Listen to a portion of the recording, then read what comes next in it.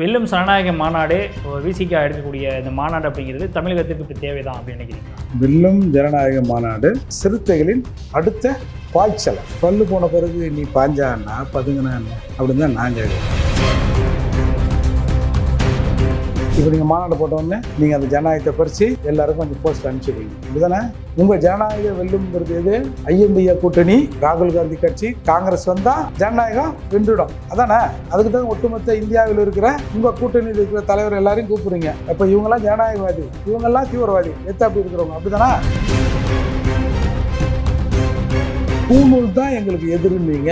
அங்கே பூணலை காட்டி அந்த நானும் அவங்க தான்றான். அந்த ஆள் வந்த பிறகு இங்கே எல்லாமே வெளில போகுது. நீங்கள் சொல்கிறீங்க, நாங்கள் நம்பணும். சரி, இந்திய அளவில் ஜனநாயகம் மோடியால் தோத்தது. தமிழக அளவில் ஜனநாயகம் யாரால் தோத்தது? தமிழ்நாட்டில் ஜனநாயகம் தோத்துருச்சுன்னு நீங்கள் ஃபீல் பண்ணுறீங்களா? இந்த பட்டியல் சமூக ஊராட்சி மன்ற தலைவர்கள் தேசிய கொடியை ஏற்ற முடியல. ஊப்பியில் ஏற்ற முடியலன்னா மோடி, சங் பரிவார், RSS சங்கிகள் பண்றாங்க. நம்ம அதை கண்டிக்கிறோம். ஏன் தமிழ்நாட்டை ஏற்ற முடியல? எந்த மயிரான கண்டிக்கிறோம் சொல்லுங்க. இதுக்கு யார் பொறுப்பு? யார் சார் பொறுப்பு? அந்த ஊராட்சியை பொறுப்பா? தமிழக அரசு தான். அரசின் கீழே யாரு? தமிழக அரசுனா உயிர் இல்லாதாது, அந்த உருண்டையாது வாமியே வெள்ளுன்னு போட்டுக்குது. அதா யாரு? இந்த ஜனநாயகத்தை வெல்லுவதற்கு, இல்லை வெல்ல வைப்பதற்கு ஆட்சியாளர் கூட நீ நேராக இருக்கிறார். அப்போ ஜனநாயகத்தின் தோல்வி இங்கே இருக்கு. இதை வெற்றியடை செய்வதற்கான நபரும் இங்கே இருக்கார். ஏன் அது ரெண்டுத்தையும் இணைக்கல? அது கதை தானே இது.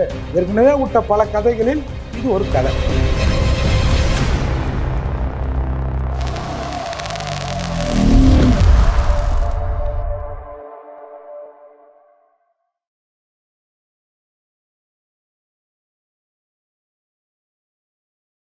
ஐத்தமிழ் நேயர்களுக்கு வணக்கம். இன்றைய நேர்காணலில் நம்முடைய இணைந்திருப்பவர் புரட்சி தமிழகம் கட்சியின் தலைவர் திரு ஏர்போர்ட் மூர்த்தி அவர்கள். அவரிடம் நடப்பு அரசியல் குறித்து விவாதிக்கிறோம். வணக்கம் சார். வணக்கம். எப்படி இருக்கீங்க? நல்லா இருக்குங்க. வெல்லும் சனநாயக மாநாடு இப்போ விசிகா எடுக்கக்கூடிய இந்த மாநாடு அப்படிங்கிறது தமிழகத்திற்கு இப்போ தேவைதான் அப்படின்னு நினைக்கிறீங்களா? வெல்லும் ஜனநாயக மாநாடு சிறுத்தைகளின் அடுத்த என்னது பாய்ச்சல். பல்லு போன பிறகு நீ பாஞ்சான்னா பதுங்கினா என்ன? பல்லு போன பிறகு நீ பாஞ்சான்னா பதுங்கினா அப்படின்னு தான் நான் கேட்குறேன். என்ன இப்போ ஜனநாயகம் என்ன கேடாகி போச்சு? இப்போ நீங்கள் மாநாடு போட்டோடனே நீங்கள் அந்த ஜனநாயகத்தை பறித்து எல்லாருக்கும் கொஞ்சம் போஸ்ட்டில் அனுப்பிச்சிடுவீங்க. அப்படி தானே? உங்கள் ஜனநாயக வெல்லும்ங்கிறது எது? ஐஎன்டிஏ கூட்டணி, ராகுல் காந்தி கட்சி, காங்கிரஸ் வந்தால் ஜனநாயகம் வென்றுடும். அதானே?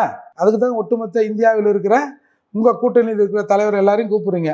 அப்போ இவங்கெல்லாம் ஜனநாயகவாதி, இவங்கெல்லாம் தீவிரவாதி, அப்படி இருக்கிறவங்க அப்படி தானே? என்ன?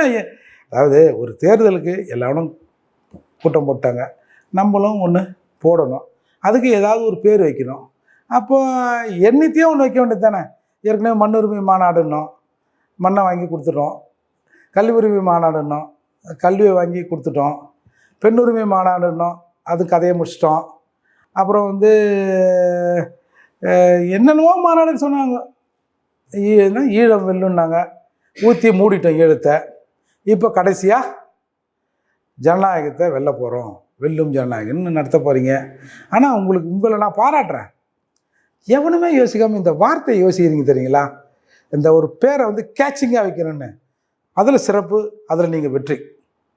வேறு இதால் ஒரு மண்ணும் நடக்க போகிறதில்ல. நீங்கள் என்ன சொல்கிறீங்க? ஜனநாயகம் வெல்லும், சோனியா நம்ம ராகுல் காந்தி வந்தான்னு.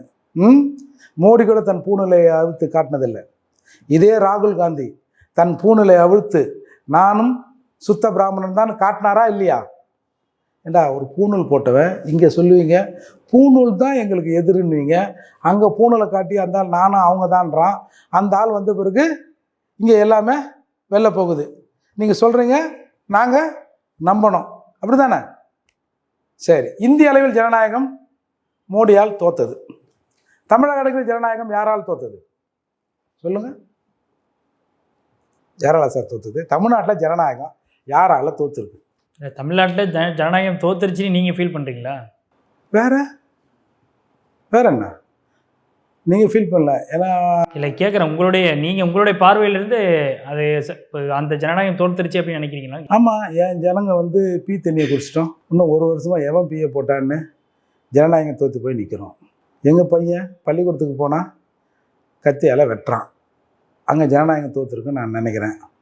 என் பசங்க ஸ்கூலில் படிக்க போனால் இதுங்க கவர்மெண்ட் ஸ்கூலில் இதுங்க வந்து ஸ்கூலில் சோறு தின்னுது அப்படின்னு அந்த தண்ணி டேங்கில் மலத்தை கலக்கிறான். எங்கள் பசங்க படிக்கிற சத்துணவு கூடத்தில் அந்த செவுத்தில் மலத்தை கொண்டாந்து பூசுகிறான், உட்காந்து சாப்பிட்றான் அந்த நாற்று தலைன்றான்.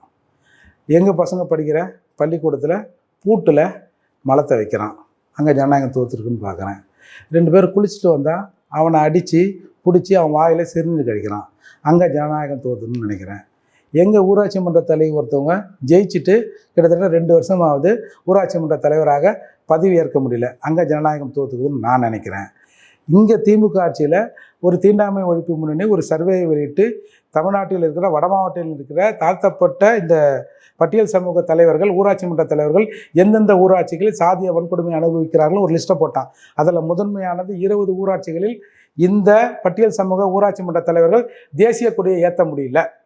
ஊப்பியில் ஏற்ற முடியலன்னா மோடி, சங் பரிவார், ஆர்எஸ்எஸ் சங்கிகள் பண்ணுறாங்க.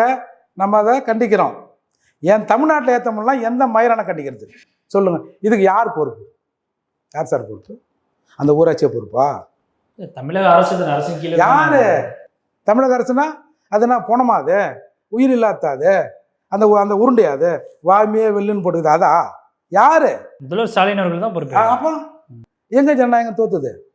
இந்த ஜனநாயகத்தை யார் வெல்லணும்?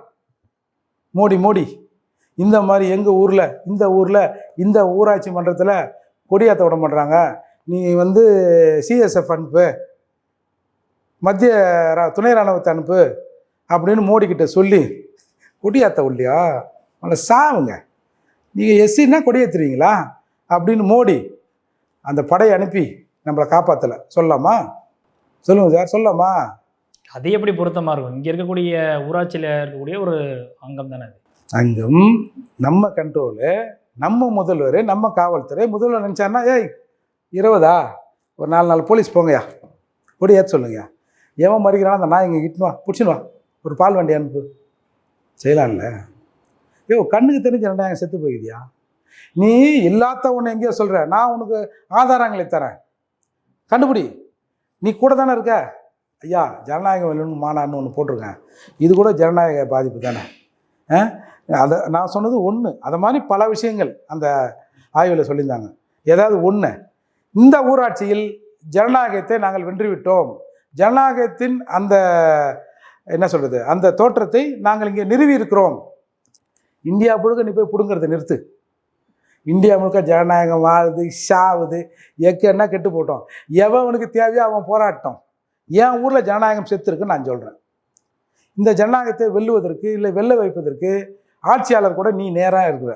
நான் பல இடங்களில் இதை பேசியிருக்கேன். நீ போய் சொன்னால் சார் இந்த பையன் ஒருத்தர் கண்ணாமண்ணான்னு பேசிக்கிறான் சார், நிறைய பேர் வெளியிலலாம் சொல்லினுக்கிறாங்க சார், கொஞ்சம் போலீஸுகளை சமைச்சு ஐயா அதை கொஞ்சம் பாருங்களேன் அப்படின்னு சொன்னால் முடியுமில்ல. அப்போ ஜனநாயகத்தின் தோல்வி இங்கே இருக்குது, இதை வெற்றியடை செய்வதற்கான நபரும் இங்கே இருக்கார். ஏன் இது ரெண்டுத்தையும் இணைக்கலை? அப்போ கதை தானே இது. ஏற்கனவே விட்ட பல கதைகளில் இது ஒரு கதை. எண்ணிக்கையை காட்டணும். குறைஞ்சபட்சம் பார்த்து இந்த போன மாநாட்டில் சீட்டை கட்ட ஆடி குத்துப்பாட்டெலாம் போட்டு மானம் இழந்து நிற்கிறாங்க. அந்த மாதிரி பண்ணாமல் கொஞ்சம் உருப்படியாக நடத்தி எங்கள் ஜனங்களை கூட்டி போய் காட்டி கீட்டி ஏதாவது வாங்கி இங்கே தின்னு போங்க. வேறு என்ன சொல்கிறது இதில்? நிச்சயமாக பல்வேறு கேள்விகளுக்கு ரொம்ப தெளிவாக பதில் சொன்னீங்க. எங்களுடைய அரங்கிற்கு வந்து நேர்காணல் அளித்ததற்கு மிக்க நன்றி.